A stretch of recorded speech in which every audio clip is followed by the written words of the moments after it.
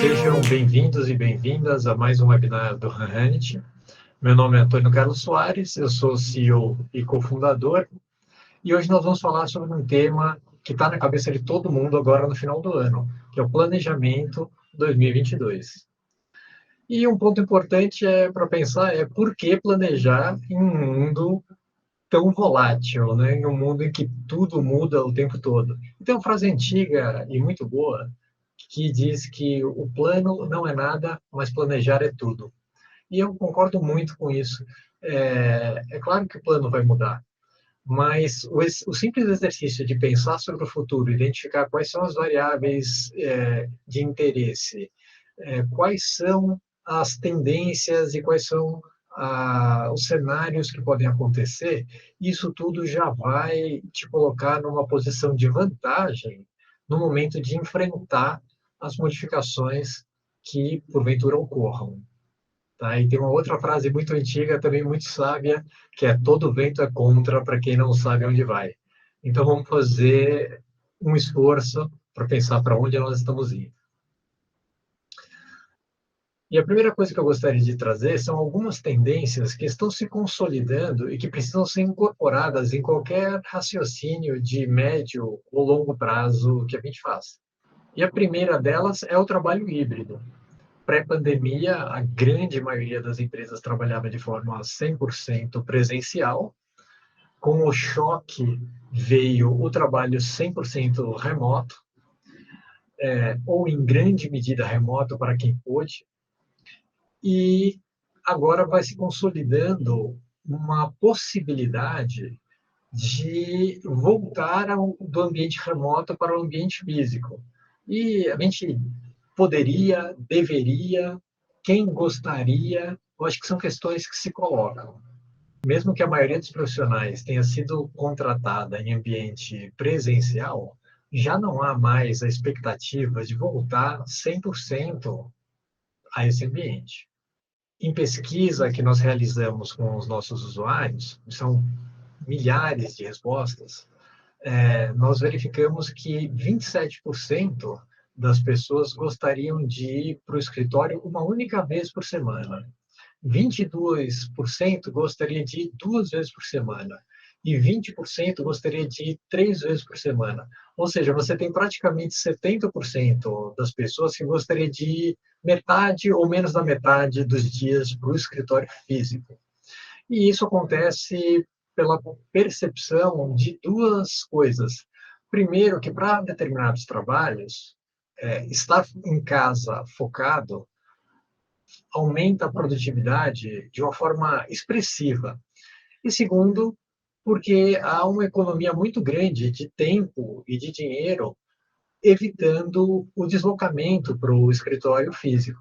E é interessante ver que as dificuldades que nós imaginávamos que poderiam ocorrer com a adoção do trabalho remoto, em grande medida, elas não ocorreram. Então, ainda dentro da nossa pesquisa, 66% das pessoas disseram que não têm dificuldade de adquirir novos conhecimentos. 42% disseram que não se irritam com a mesma facilidade que se irritavam no escritório.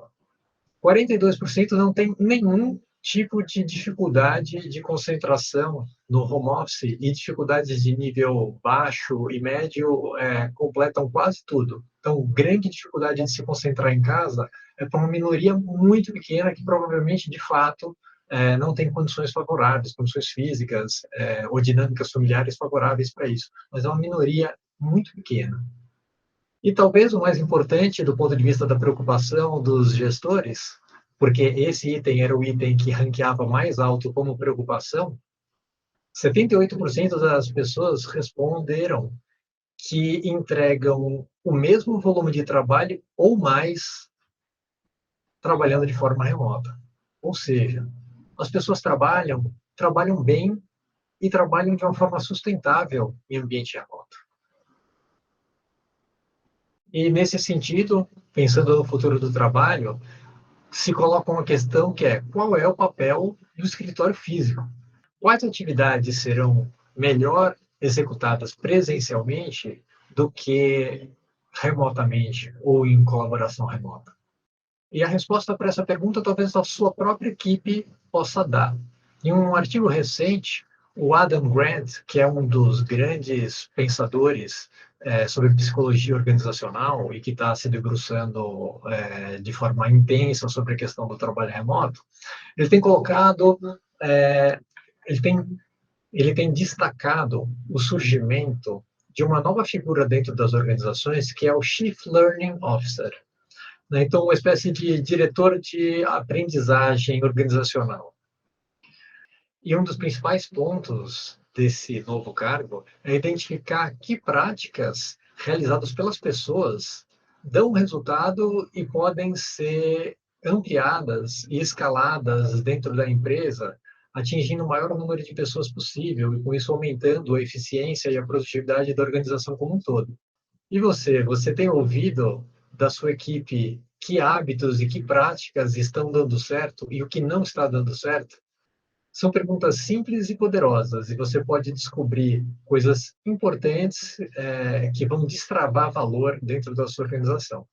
E um outro ponto importante, ainda em relação ao trabalho híbrido, é um grande movimento que tem sido chamado, principalmente nos Estados Unidos, como a grande demissão, vamos chamar assim, que é o fato das pessoas, principalmente as pessoas que estão sendo chamadas para trabalhar de volta no ambiente físico, estão se mostrando frustradas e pedindo demissão dos seus cargos. E com isso causando uma grande perda de capital intelectual dentro das empresas. Um outro ponto importante para se considerar, e é uma tendência, é a descentralização do talento em relação ao eixo Rio-São Paulo. Então, se antes você precisava ter a sua empresa fisicamente nesses locais ou nessas capitais para que você tivesse acesso aos melhores talentos, agora é importante considerar que você não está mais restrito geograficamente a esses locais, assim como as pessoas que estavam nesses locais também não necessariamente se mantiveram neles. Por todo o Brasil, diversas cidades estão surgindo como pontos de presença de pessoas extremamente talentosas. Então, a preocupação com a qualidade de vida, e esse é outro ponto que a gente vai falar mais para frente, e é uma tendência muito importante, se manifesta através da busca por lugares mais tranquilos para se viver, e às vezes com um custo de vida mais baixo também, menos trânsito, menos violência, etc., todas as coisas que a gente imagina. Então, pessoas que se formavam em boas faculdades pelo Brasil inteiro e se mudavam para o eixo Rio-São Paulo, em especial para São Paulo, buscando desenvolver as suas carreiras, agora não necessariamente precisam fazer isso.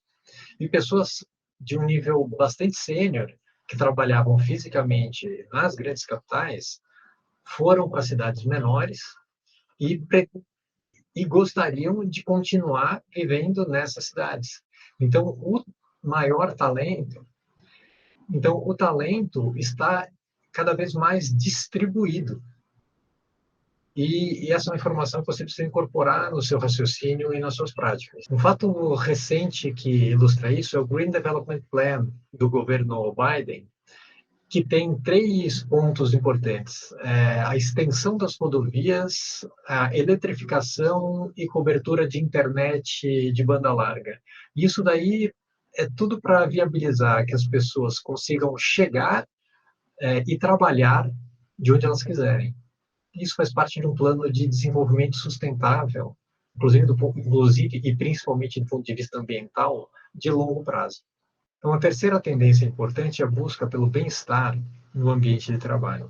Esse ambiente de trabalho, que se modificou de forma tão importante durante a pandemia e inclui agora principalmente a casa da pessoa, traz novos desafios. Nós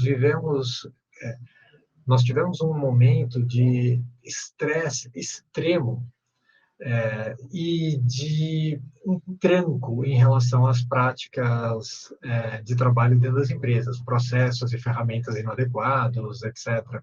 E isso gerou, em conjunto com a própria ameaça, né, do vírus, da pandemia, etc., um nível de estresse extremamente alto. E, à medida que o tempo foi passando, as organizações foram aprimorando as suas ferramentas, as suas práticas de trabalho. Hoje em dia, temos um momento mais favorável em relação à pandemia e estamos criando um momento mais sustentável em relação ao trabalho e a esse trabalho híbrido. E um ponto de atenção muito importante que a gente precisa ter é em relação à carga de trabalho das pessoas. Tem até um meme engraçado onde uma pessoa fala sobre estresse e a outra fala sobre palestras de saúde mental e ela coloca a mão na cabeça assim. E é claro que as palestras de saúde mental e todas as ações que nós organizacionalmente é, colocamos à disposição das pessoas para que elas conseguissem lidar com as dificuldades que estavam presentes, não eliminam, se é que atenuam, o problema raiz, que é o problema de carga de trabalho. Né? Então, a carga de trabalho, a distribuição da carga de trabalho é feita de forma adequada para os funcionários da sua empresa, para os colaboradores da sua equipe, porque não adianta muito a gente adianta em alguma medida. São ações paliativas. Você tentar melhorar processos, tentar melhorar a comunicação, fazer meditação, realizar algumas práticas algumas boas práticas em relação à administração do tempo e administração do trabalho, etc. Mas a raiz, se a sua empresa intrinsecamente propõe uma carga de trabalho inadequada para as pessoas, elas vão ficar estressadas no final, o burnout vai acontecer e você vai perder talentos. E isso ninguém quer. Isso cria um ciclo extremamente negativo, onde a pessoa tem uma quantidade absurda de trabalho na pauta, não tem certeza se vai conseguir entregar dentro do prazo, fica preocupada porque aparentemente o gestor tem a expectativa de que aquilo vá ser realizado e ela não quer confrontar o gestor, às vezes não está nem numa condição de segurança e energia para conseguir fazer esse confronto, e isso gera um sofrimento psicológico enorme que vai terminar com desligamento, inicialmente com o desengajamento da pessoa e posteriormente com o desligamento dessa pessoa. Isso tudo se soma, dando força a esse movimento que está acontecendo da grande demissão, como vem sendo chamado. E um ponto importante, né, imaginando que grande parte das pessoas que estão ouvindo esse webinar hoje são gestores, é que talvez o trabalho número zero do gestor seja mapear as demandas e priorizá-las e distribuir isso para a sua equipe de uma maneira justa, de uma maneira que nem gere essa sobrecarga, esse risco de burnout, e nem seja tão pequena ao ponto de ser um desperdício, por um lado, e ser também uma função de desestímulo e desengajamento das pessoas, principalmente de novos membros ou de membros mais júniores da equipe. E nesse ponto, eu acho que não poderia deixar de mencionar que vale testar e vale usar o Harness, porque esse talvez seja uma das principais coisas que a gente buscou resolver dentro do produto. E talvez um último ponto em relação ao tema das tendências seja a evolução mais acentuada de um fenômeno já relativamente antigo, que é a necessidade das empresas se posicionarem em relação a temas urgentes da sociedade. Então, um certo protagonismo empresarial. Isso é uma expectativa muito alta dos colaboradores e principalmente das pessoas das gerações mais novas. E esse posicionamento diz respeito a tudo, inclusive, talvez principalmente, em relação aos temas de diversidade. E a gente tem visto isso nas nossas pesquisas de uma forma extremamente forte. Mais recentemente, nós fizemos, inclusive, um webinar com a Ana Bavon, que é CEO da Before People, que é uma empresa especializada em consultoria sobre diversidade, e nós tratamos de diversos temas que estão ali no universo da diversidade e da inclusão, e de quão importante isso se colocou. E tem muitos motivos para isso estar se colocando de uma maneira tão forte, né? O primeiro é simplesmente porque, como sociedade, nós somos diversos. O Brasil tem uma diversidade muito grande de raças, de orientações sexuais, de crenças religiosas e N eixos, né, de uma amplitude social e econômica enorme. Então, tudo, então se isso não está refletido dentro da empresa, isso vai terminar gerando algum tipo de viés que tem uma tendência muito grande a se perpetuar dentro da empresa. E eu acho que isso é um ponto que vale a pena ser discutido. Um outro motivo é que, evidentemente, a diversidade traz riqueza às discussões, né? Traz pontos de vista diferentes, e em pesquisas quantitativas já se verificou que as empresas que têm boards e diretorias mais diversas têm lucratividade e crescimento maiores do que as que são mais homogêneas. Isso é um resultado científico super interessante. E um terceiro ponto é que hoje em dia existe uma expectativa muito forte, inclusive em relação aos nossos clientes, sobre a forma de atuação da empresa, sobre a ética, sobre diversidade, sobre questões sociais, sobre governança, sobre todos os temas que estão sendo discutidos aí embaixo da sigla ESG. E escolhas são feitas em relação à capacidade da empresa de atuar de maneira consistente nessas frentes. E, é claro, o último ponto que a gente não poderia deixar de falar, falando sobre posicionamento em relação a questões urgentes da sociedade, é a vacinação. Nós fizemos pesquisas também junto aos nossos clientes, e é interessante que uma quantidade muito grande das pessoas não se sente confortável em trabalhar no mesmo ambiente de pessoas que não estejam imunizadas. E 80% das pessoas disseram que esperam que a empresa tenha um posicionamento firme em relação ao combate à pandemia. Então, acho que esses são algumas tendências e alguns pontos que precisam fazer parte do nosso raciocínio. Um outro ponto importante é a questão do reskilling, né, de adquirir novas habilidades ao longo de uma jornada de trabalho ao longo da vida. Por isso, esse ponto também está ligado ao conceito do lifelong learning, né, do aprendizado durante a vida inteira. Isso acontece justamente porque, à medida que o ambiente vai se modificando e novas habilidades, novas técnicas vão se mostrando necessárias, as pessoas passam a precisar buscar essas técnicas, e existe uma fragmentação muito grande de ofertas em relação à maneira como a pessoa pode adquirir essas habilidades. E isso é bastante positivo, porque cada pessoa aprende de uma maneira. Inclusive, nós tivemos um outro webinar muito interessante com a Fernanda Prando, que é uma designer de aprendizagem, onde esse tema é explorado com bastante profundidade.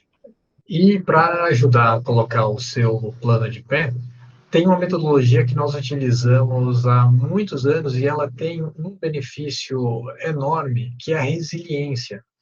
E nesse ambiente de mudança e de crítica, de planejar para quê, já que tudo vai mudar, o ponto é justamente esse, é você sair de um plano fixo e imaginar uma dinâmica de planejamento que tem embutido dentro dela a sua própria renovação. Ela possui momentos de crítica e momentos de reorientação. E a metodologia que nós utilizamos são os OKRs, né, o OKR, que são os Objectives and Key Results.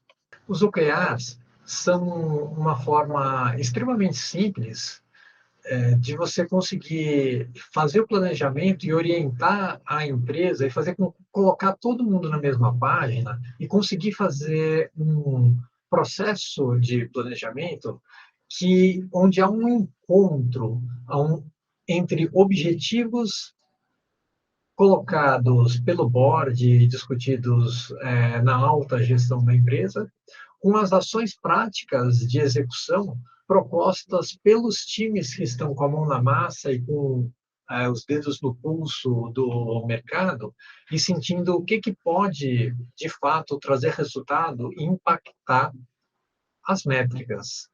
Então, os OKRs são constituídos basicamente de três grandes blocos. Você tem um bloco de objetivos, em geral qualitativos, que expressam o cumprimento da missão da empresa.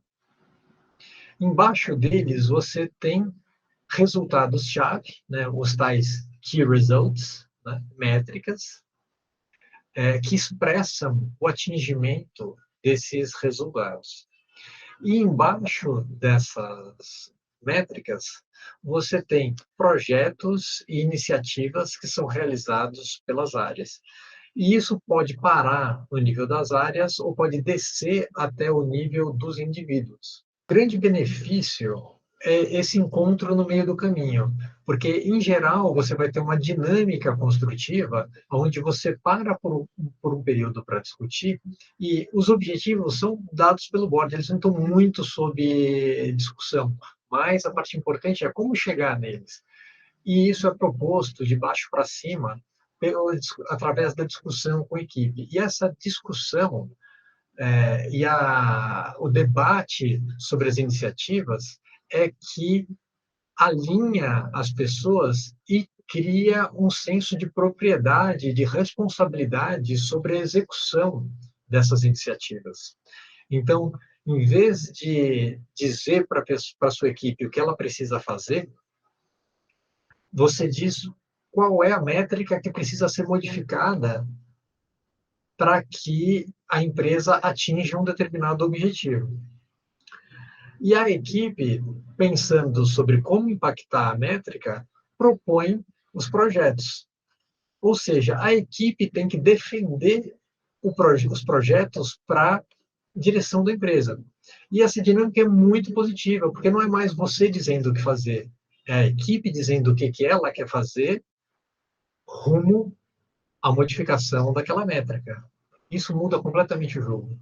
A forma como a revisão dos objetivos entra dentro do jogo dos OKRs é através da cadência.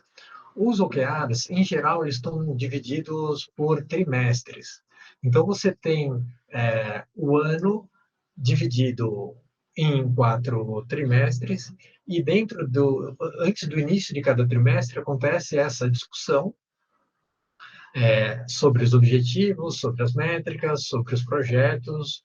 É um momento de alinhamento geral dentro da empresa em relação ao que vai ser feito, e a partir daí inicia-se uma cadência de execução e controle de execução. E isso é duplamente bom, porque o que não está nos OKRs, a princípio, não precisa ser feito. O que eu quero dizer com isso? Quero dizer que surge uma dinâmica libertadora. Na maioria das empresas, para todos os lugares que você olhar, você vai ter a sensação de que alguma coisa precisa ser refeita. Isso gera um sentimento de culpa e uma falta de direcionamento, ou melhor, você pode cair dentro de uma dinâmica de falta de direcionamento, onde você atira para todos os lados e anda 1 centímetro em todas as direções, ao invés de 1 metro em uma direção pretendida. E ao declarar quais são as coisas mais importantes da empresa, quais são os projetos que a empresa acredita que vão modificar as métricas, você dá um foco e dá um direcionamento e permite que a empresa siga naquele rumo por pelo menos 3 meses, que é a cadência usual de revisão dos OKRs. Então, por 3 meses, você tem uma direção para ir, você tem projetos para executar e, diante da possibilidade de execução de novos projetos, ao invés de se sentir culpado e iniciar uma discussão e deixar as coisas com muita iniciativa e pouca terminativa, você propõe que aquilo seja discutido no momento de priorização dos projetos e de iniciativas para o próximo OKR. Então, se tira aquilo da frente, com a tranquilidade de ter discutido tudo antes e ter a razoável certeza de que está trabalhando naquilo que é mais importante para a empresa, dadas as informações que você tem naquele momento. Isso é uma coisa rígida, que precisa ser modificada, que não pode ser modificada, que deixa de incorporar aprendizados que acontecem ao longo desse período de 3 meses? Não, não necessariamente. Durante o nosso processo de implementação e de amadurecimento no uso dos OKRs, eu cheguei a imprimir no tempo do escritório físico, fazer um plotter assim com quais eram as coisas para poder justamente fixá-las e deixar as pessoas tranquilas em relação e tranquilas e alinhadas em relação ao que precisava ser feito. Mas diante de modificações importantes ou diante da evidência de inadequação da execução de um projeto para o atingimento de uma meta, e eu sempre brinco falando que os projetos são hipóteses, né? A gente não tá, o objetivo não é fazer o projeto, o objetivo é modificar a métrica. Então, se no meio do caminho o projeto se mostra evidentemente inadequado para a modificação daquela métrica, você tem sim a oportunidade de discutir isso e de retirar ele ou modificar ele dentro do OKR. Mas isso é uma exceção. Então, isso é feito de forma, entre aspas, cerimonial, né, em que naquele momento em que existia o quadro físico, eu ia com uma etiqueta, não, daquelas fitas adesivas, e tampava e escrevia por cima, explicando o que estava acontecendo, qual era o aprendizado que tinha sido realizado e de que forma nós íamos, com que novos projetos nós íamos perseguir a mudança na métrica que nós estávamos perseguindo. Então, dentro dessa cadência trimestral, você tem fechamentos parciais mensais e você tem essas grandes dinâmicas de fechamento trimestral, fechamento e reabertura trimestral, que são realizadas em geral através de all hands meetings, né, de reuniões com todos presentes, em que o líder de cada uma das áreas ou de cada uma daquelas iniciativas levanta e fala para a empresa. É importante que isso seja um exercício coletivo, né? E principalmente um exercício de empoderamento das pessoas. E até por isso, né, você já deve estar imaginando que com essa dinâmica de todas as pessoas apresentarem todas as coisas, isso pode virar um monstro. E é claro que precisa agir com parcimônia, né? Em geral, o número de objetivos é relativamente pequeno, na ordem de grandeza de 5, e o número de métricas embaixo de cada um desses objetivos também é pequeno, na ordem de grandeza de 3 a 5. A maior parte das iniciativas, se não todas, devem ter sido propostas de baixo para cima, diretamente pelas equipes, para que esse senso de ownership aconteça. E com isso você tem 3 grandes ganhos. Você tem um exercício de comunicação e alinhamento formal com a empresa inteira. Você tem uma prática que realiza o empoderamento e dá o senso de propriedade para as pessoas. E você tem gestão à vista, né? A empresa inteira, todos os resultados de todas as áreas da empresa sendo discutidos de forma aberta com os seus funcionários. Então é isso, pessoal. Muito obrigado pela audiência de vocês aqui hoje. Esse foi mais um webinar do Rand. Se você gostou, compartilhe, nos siga nas redes e até a próxima. Obrigado.